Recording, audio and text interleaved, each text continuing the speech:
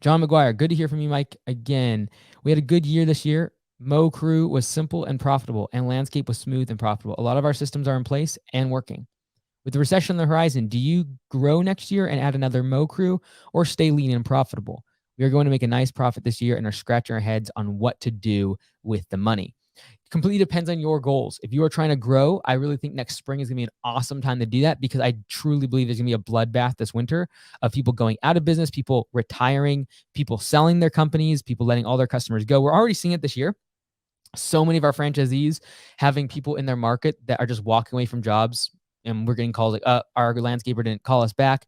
And those are the best clients, because they realize the value of having someone who picks up the phone and someone who actually shows up to do the work.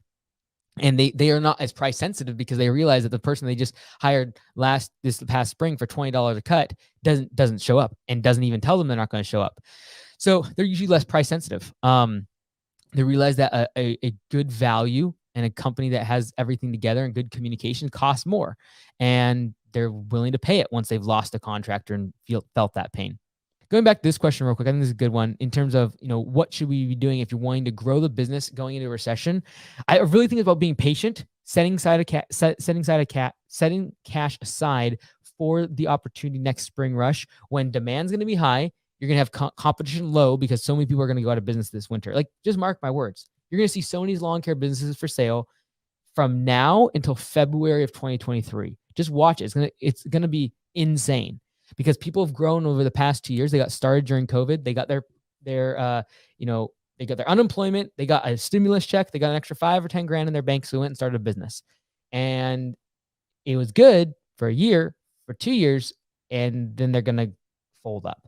So I'm seeing across the board, it's going to happen in every single home improvement industry, because the home improvement industries are so easy to get started. The barrier to entry is so low that that's the first business that people get started on, because you can get started with a lawn care business for like a few $1,000s. Just throw a weed whacker and a blower and a mower in your back of your truck. When they start to disappear, there's opportunity. Here's the bigger opportunity. And I've waited 13 minutes into this episode, this podcast, this video to share this.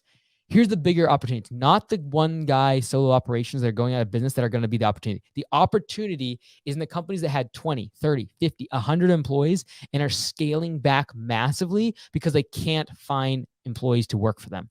I don't know if you guys caught it, but I was interviewing Jonathan Potocznik from CityTurf, who's a partner in CityTurf, and they used to do $10 million plus in revenue down in Texas doing mowing and all the rest of it.